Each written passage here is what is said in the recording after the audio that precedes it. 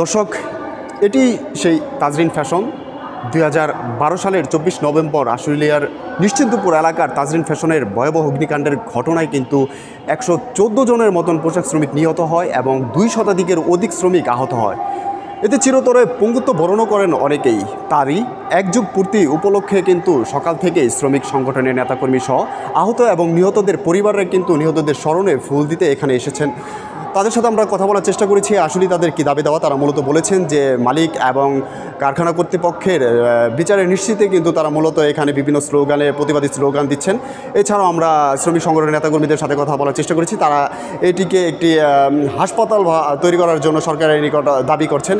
তারা দাবি করছেন যে যারা এখনও আহত অবস্থা এবং পঙ্গুত্ব বরণ করে চিরতরে মানবতার জীবনযাপন করছেন তাদের একটা কর্মসংস্থানের ব্যবহার সহ বিভিন্ন দাবি কিন্তু তারা মূলত তুলে ধরছেন। সুপারভাইজার ছিলাম, যখন আগুন লাগে উপরে সব ধোঁয়া যায়, অন্ধকার হয়ে গেছিলো। আমরা ওই 3 তলার জানলা ভেঙে আর অনেক লোক বের করছি, নিজেও বের হয়ে আহত হয়েছি। পায়ে আছে, ইঞ্জুরি আছে, মাজা ইঞ্জুরি আছে। তো আমরা এখন চাই ক্ষতিপূরণ, আমাদের পুনর্বাসন চাই, আমাদের ক্ষতিপূরণ চাই। আমরা খুব মানবতার জীবনযাপন কাটাতেছি।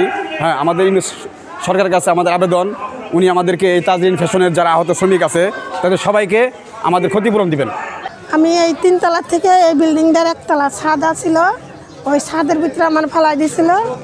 আমি ওনে পড়ছি, মানে ওয়ালের উপরে আমার ঘরের উপর চড়া উঠাই দিছে। উঠাই দিয়ে কইছে তুমি দেখো আস্তে আস্তে ধরে ধরে নামতে পারে। আবার ছাদের থেকে কেউ বলছিল যে কেউ ধরেন, কেউ ধরার আর সুযোগ নেন দিয়ে ঠেললে আমার ফেলাই দিয়ে আরেকজন ওঠার চেষ্টা করতেছে।